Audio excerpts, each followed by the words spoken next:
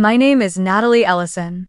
And on the day I graduated from UCLA with honors in social psychology, the June sky shone so brightly it felt like the universe itself was sending me a silent congratulations. The sun spread evenly across the vast campus, resting on every treetop and blade of grass, making everything glow. Cheers, applause, and the calling of names echoed through the crowd of students dressed in navy gowns and golden tassel caps. I stood there, right in the middle of the stage, looking out at the rows of guests. And among the sea of beaming faces, I saw my father. He sat in the third row, slightly to the right. Next to him was Samantha, the woman he once called his colleague, and now his wife, even though my mother hadn't passed away yet when their involvement began. Beside her sat Lily, their daughter, my half-sister, 4 years younger than me. The three of them sat together, but apart from the other family groups. No sign of my mother, no congratulatory banners, not a single glance from them truly aimed at me. My father met my gaze from the stage, but didn't smile, didn't wave, he simply nodded, as if I had just completed a task he had always doubted I could. I took my diploma and walked off stage as the announcer called my name, but an unnamed emptiness clenched tight in my chest. I thought I had grown used to it by now. To my father's present absence. To the kind of support from afar that came in the form of templated congratulatory texts from his phone every year. To always having to take care of myself, live on my own, grow up on my own.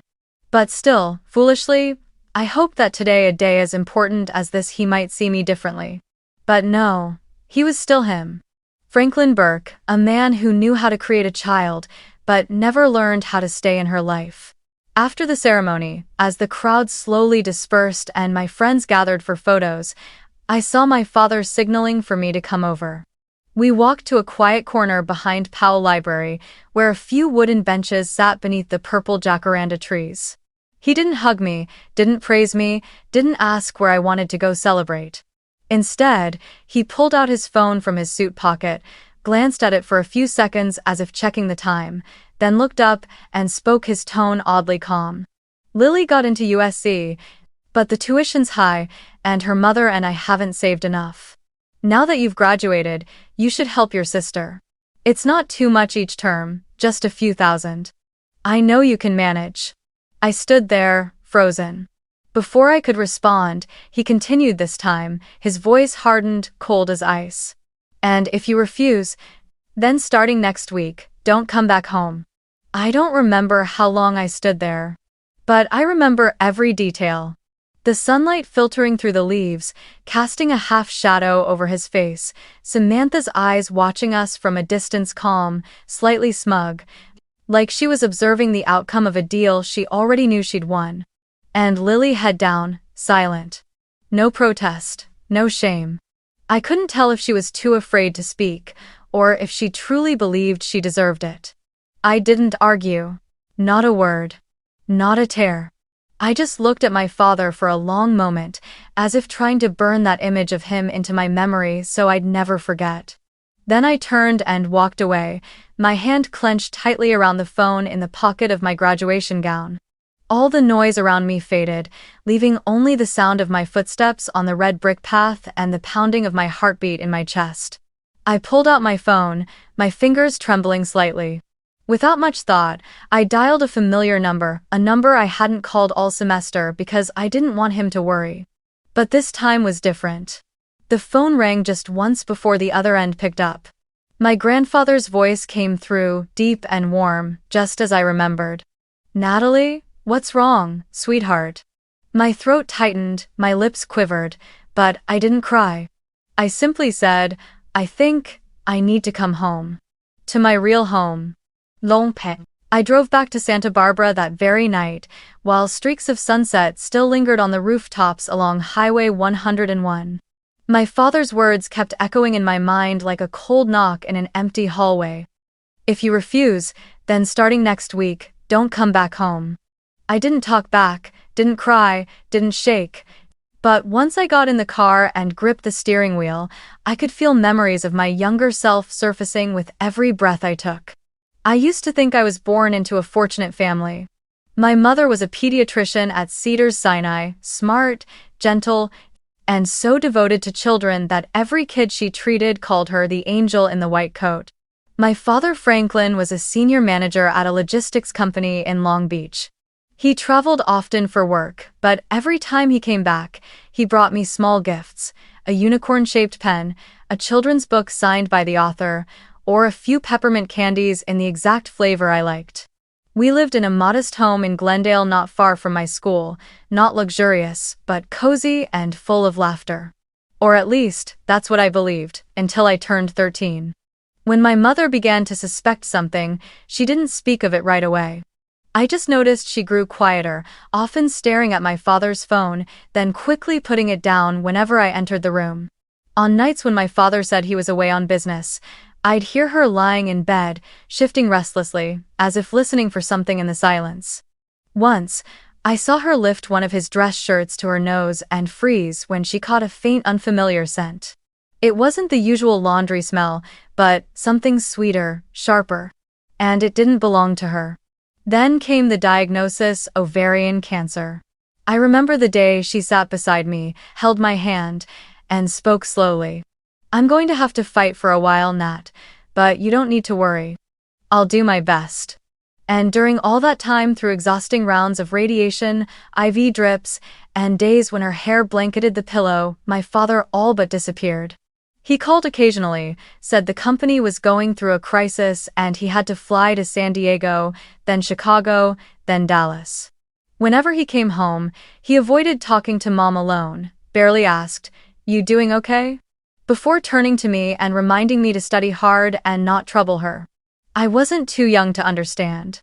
I started noticing the whispered phone calls out on the balcony, the messages he tried to hide, the faint lipstick stains on his white collars. My mother noticed too. But she didn't say anything, didn't cry. She simply kept going with her treatment, as if shielding me from the truth was more important than the pain she bore. And then one day, I accidentally opened the wrong file drawer in my father's home office. I had been looking for my school records when I came across a birth certificate tucked between a few contracts. It was old, but the details were clear. Mother's name, Samantha Ruiz. Father's name, Franklin Burke. Child's name, Lily Ann Burke. Date of birth: the 4th of July, about 4 months after my mom began chemotherapy. I stood frozen, staring at that name like it was a code to some alternate universe. I didn't cry. I just folded the paper, put it back exactly where I found it, and closed the drawer. I figured if I never said anything, maybe my mother wouldn't have to know. And if she didn't know, maybe she wouldn't hurt any more than she already did. But deep down, I knew she already knew. She had always known. My mom passed away on a morning in October, just as red leaves began to fall across the yard. I remember sitting by her bedside, her hand growing colder, her breaths thin and fragile like strands of thread. In her final moments, she said nothing about my father. Not a word of bitterness. Only a whisper. "Live for yourself, Nat. Don't sacrifice for those who don't deserve it." I held her hand tightly, trying to memorize every word, every line at the corners of her eyes so I'd never forget. Right after the funeral, everything changed so fast I could barely catch my breath. My father made his relationship with Samantha public, as if it had always been normal.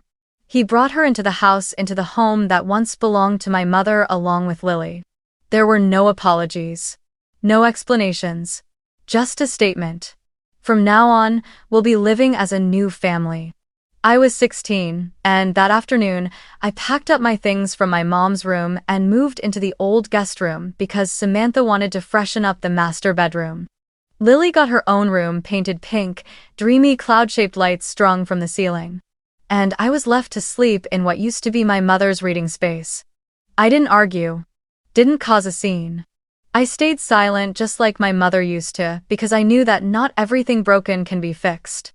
And sometimes, silence is the only way to survive in a family that stopped seeing you as one of their own a long time ago. But from that moment on, I started counting down in my head the days until I could finally leave this place and build a life my mother once hoped I'd have. A life not trapped in the shadow of people who chose betrayal and called it a new beginning. I left home the moment I could. When I got accepted into UCLA, I didn't wait for fall. I enrolled in the summer program, signed up for dorm housing, used a student credit card to buy a few essentials, and drove my mom's old Toyota Corolla toward Westwood, leaving behind everything my father now called a family. I told them I needed to focus on school and internships and didn't want to move back and forth. But the truth was, I couldn't bear to step into that house anymore, the place where my mother's voice once filled every morning, now overtaken by sounds I didn't belong to. All through college, I only returned home during the holidays, Thanksgiving, Christmas, sometimes my father's birthday, though I had to remind myself because no one ever called to invite me. The first time I came back after my first semester, I stood frozen at the door of my old bedroom, the room I once called my safe space. My desk, where I used to write essays, was now covered in beauty products, toner, essence, sheet masks, every kind of expensive serum. The mirror was covered in stickers spelling out, "Lily's Self-Care Corner." My mother's bookshelf had been taken down, her books packed into a cardboard box and pushed into the corner like the past had to be cleared out to make room for the new leading lady. I asked my dad, "Where are my things?" He pointed under the bed and said, "Down there."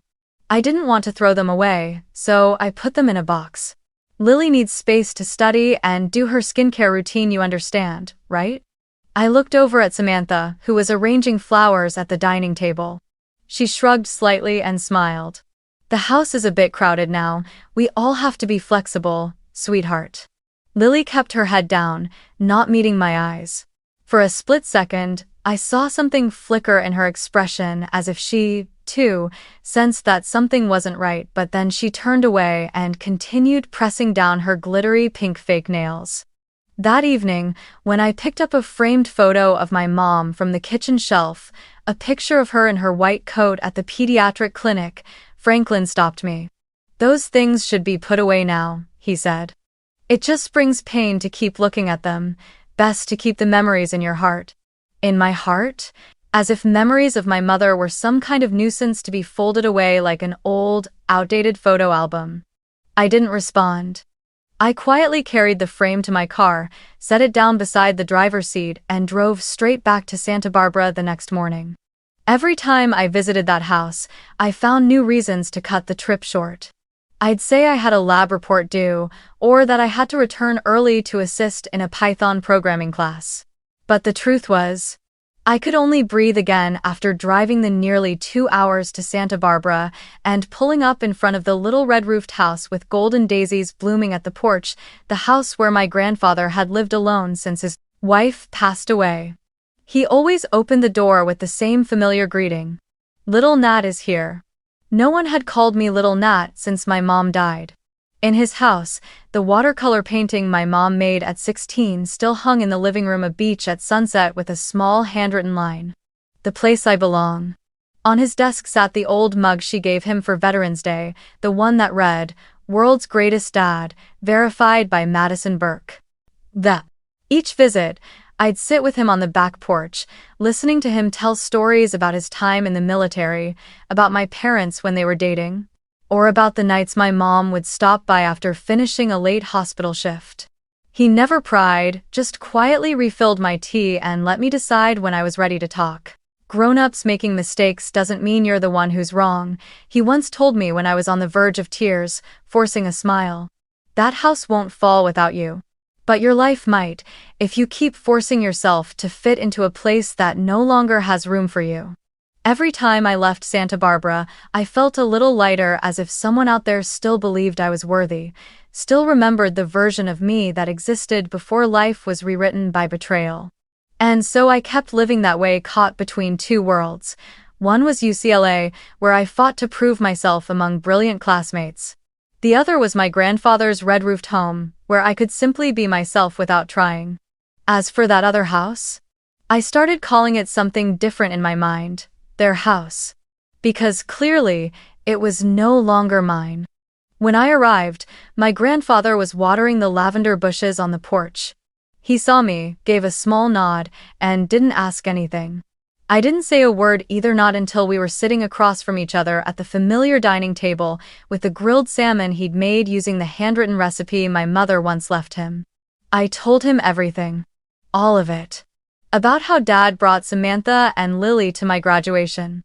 About what happened afterward, how there were no congratulations, no words of acknowledgement, just a cold ultimatum, like I was a rechargeable wallet he expected to use now that I had my degree.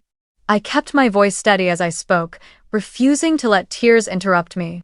But when I got to the last line, "If you refuse, then starting next week, don't come back home," I couldn't hold it anymore.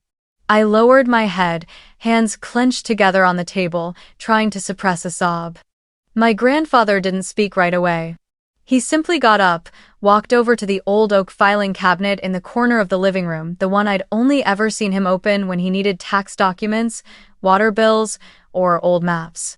But this time, he pulled out the bottom drawer, the one I'd never seen opened before. He retrieved a brown folder, old but well-preserved, and brought it back to the table, placing it gently in front of me. "Do you know whose name is on the deed for the house in Pasadena?" he asked, his voice deep and steady, the way he always spoke when he was still in the military. I looked up and blinked. "I thought it was my parents." He nodded. "Your mother thought so too, but it's not. That house belongs to me."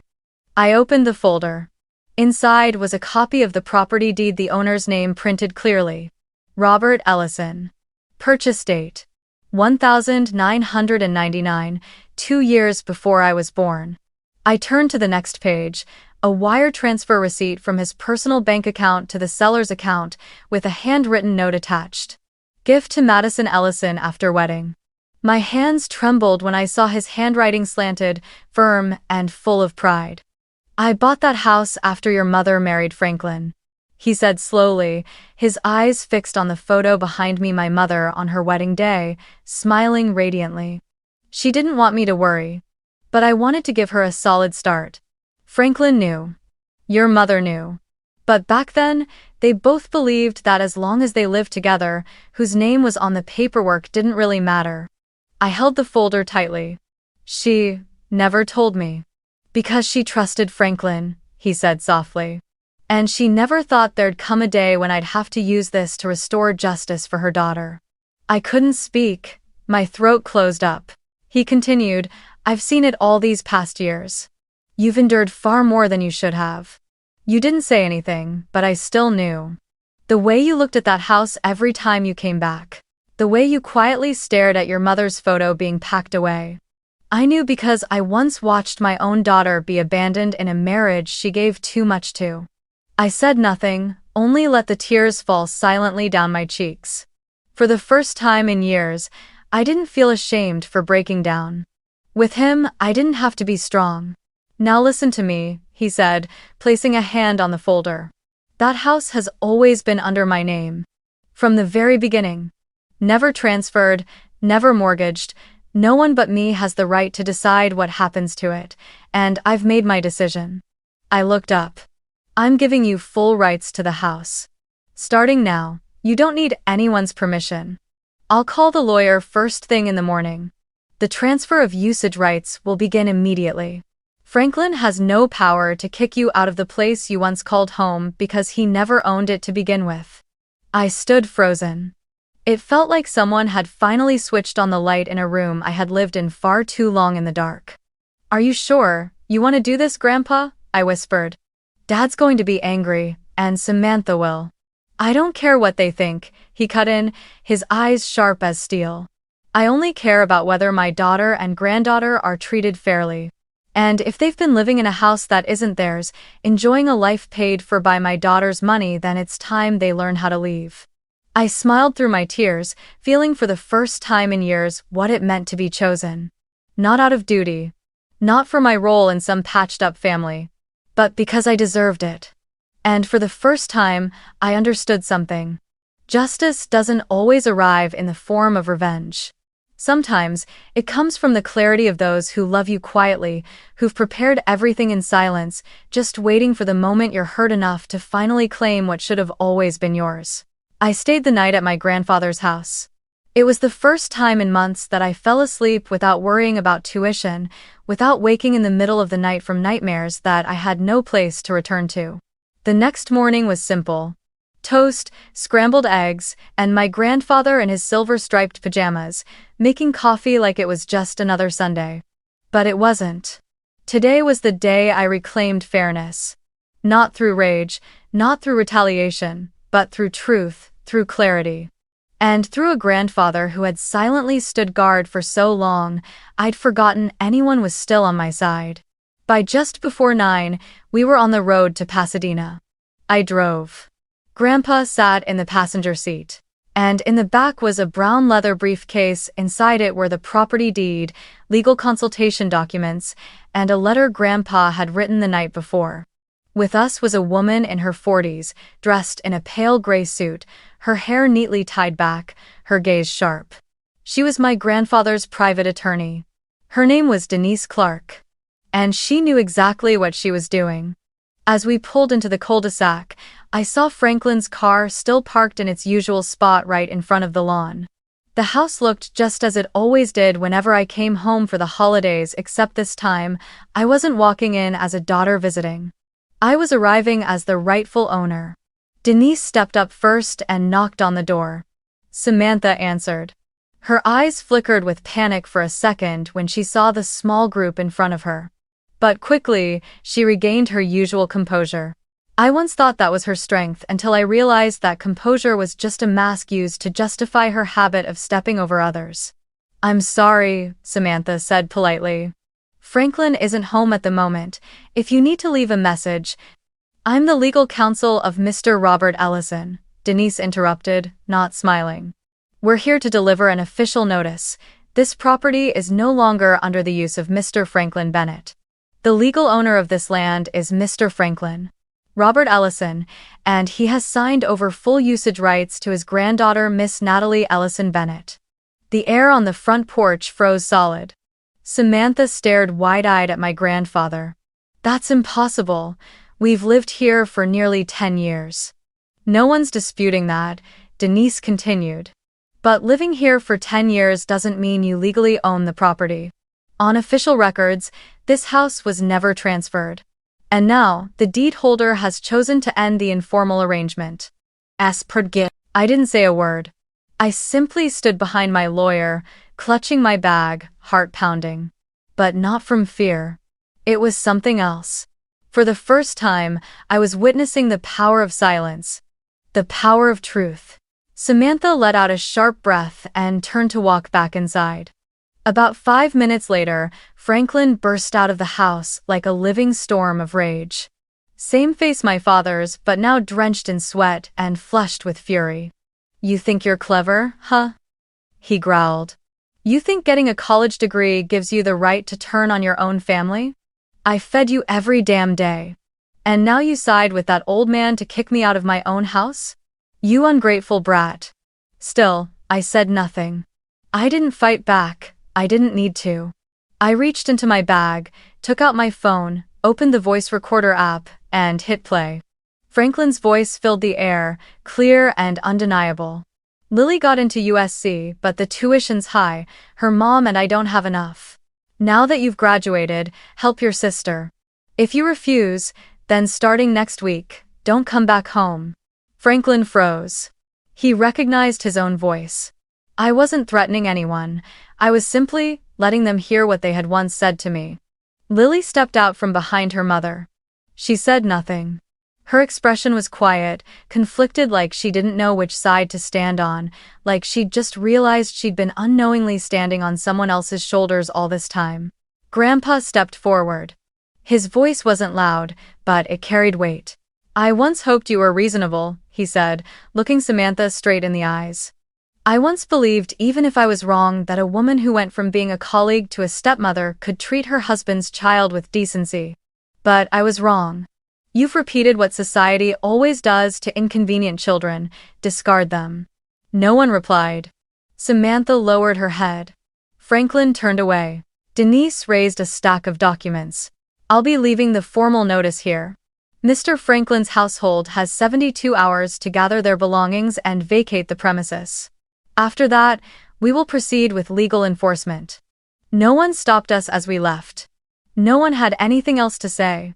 Only the sound of the gate clicking shut behind me, so soft it was almost inaudible, but to me, it was the final note closing an old chapter. A chapter in which I had been forced to play the outsider in the story of my own life. On the drive back to Santa Barbara, Grandpa didn't say a word. Neither did I.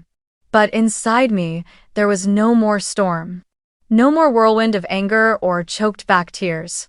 Only one thing remained. Relief. I would return to that house not as someone who had been cast out, but as someone with a key. As the new owner. As someone who finally had a place to stay and didn't need permission to be there. 3 days later, I returned to Pasadena to formally take possession. The sky that day was unnaturally blue, as if the universe itself wanted to witness a new chapter begin, one without guilt, one without begging to belong. Grandpa came with me, wearing the same old suit he used to wear to important meetings when he was still working. I knew he didn't need to be there, but he came anyway. Not to shield me, but to stand with me as witness. That this time, I was stepping into that house not as a leftover. As soon as we turned onto the street, I saw Franklin's silver SUV parked tightly along the curb, trunk already open. A few cardboard boxes were stacked loosely inside. The front door was slightly ajar. I stopped at the bottom of the steps and took a deep breath. My grandfather placed a firm hand on my shoulder. "Let's go, this is your home now." I stepped inside. The house was strangely quiet, as if it had grown tired from witnessing too much. Along the hallway, the green rug I was once forbidden to step on as a child had been rolled up and pushed to the side. The living room was bare. No more family photos on the shelf. No trace of the strong-scented wax sprays Samantha used to mist around every afternoon. I walked straight toward the staircase. As I reached the landing halfway up, I saw Lily packing the last of her books into her backpack.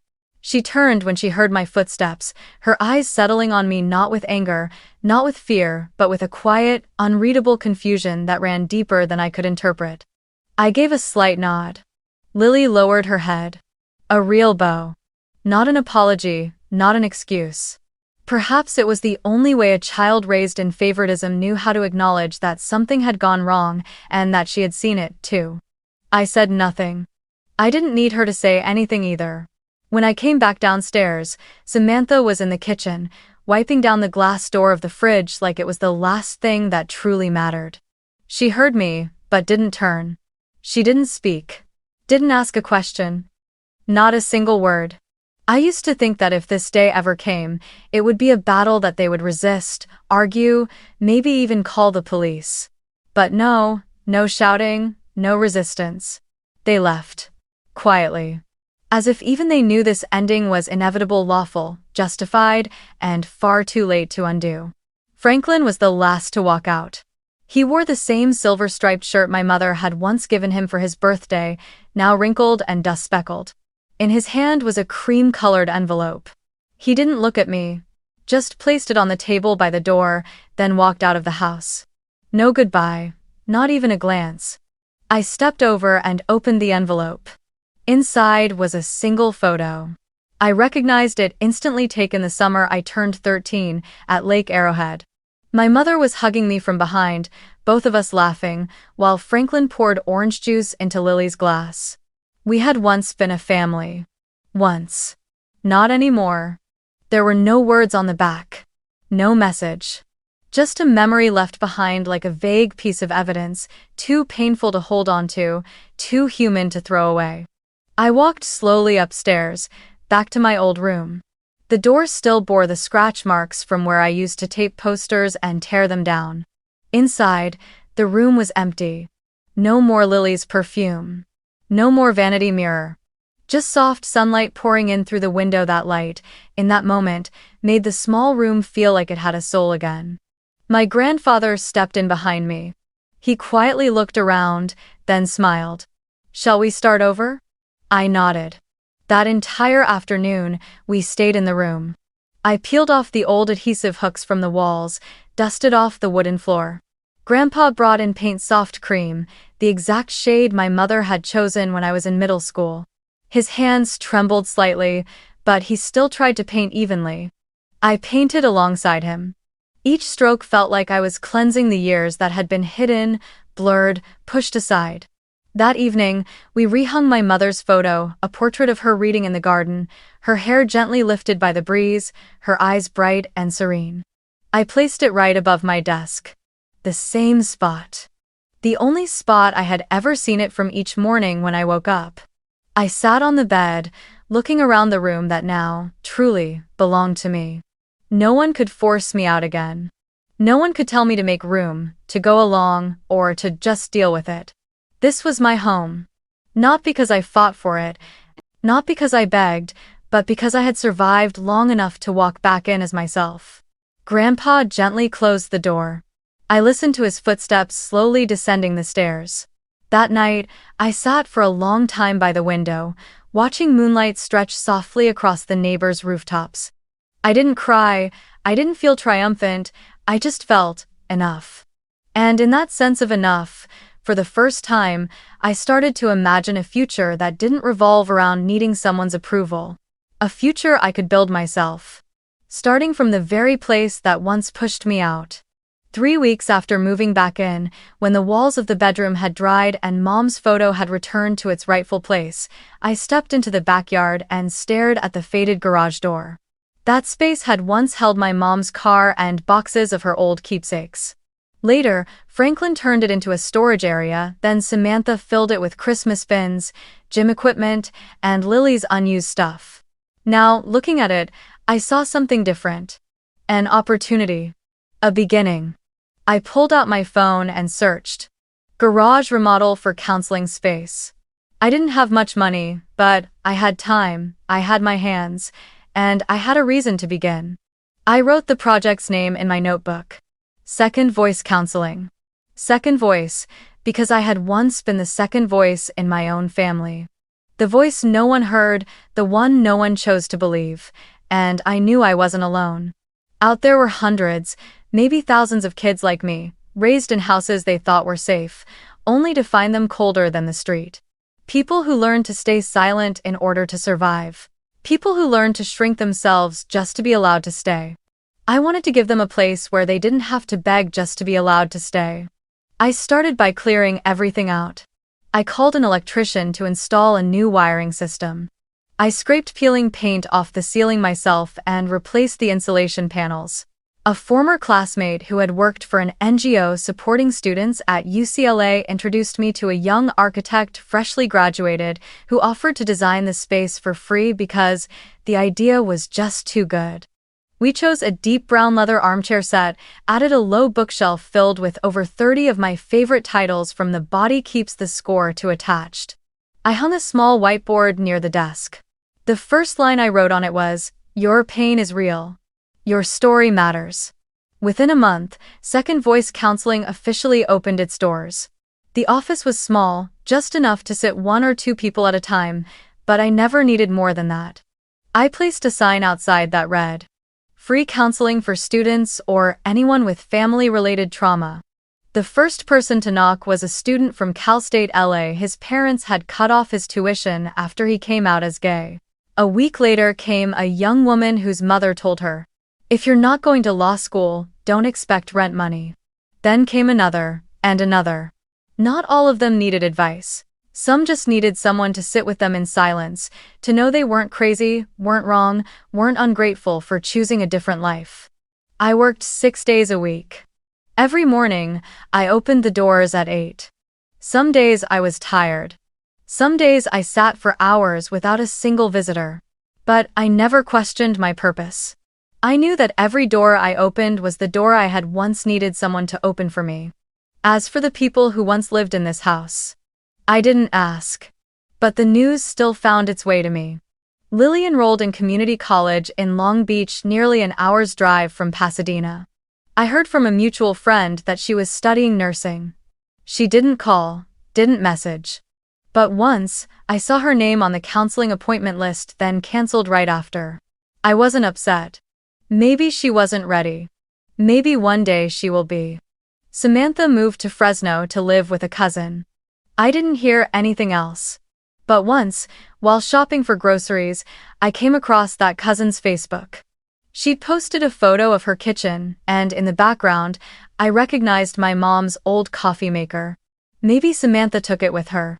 And that's okay. I don't need it back. Franklin now lives in a rented apartment near Riverside. I only know that because Grandpa received a handwritten postcard sent to the house. Good luck. I hope you do what you believe is right. Franklin. I held the postcard, looking at his handwriting still sharp, but slightly more unsteady than before. No return address, no apology. But also, for once, no sarcasm or threats. I tucked the postcard into a memory box, alongside old letters from my mother. And I didn't write back. I didn't feel the need to play the role of the bigger person. I didn't want to carry the burden of forgiveness just to be seen as worthy. I was simply Natalie, a young woman who was once pushed out of her own home, now using that very home to create a space for others who had also been cast aside. One early autumn afternoon, with cool wind drifting in through the window frame, I sat inside the garage, now my counseling office, cradling a warm cup of tea, watching sunlight filter through the curtains.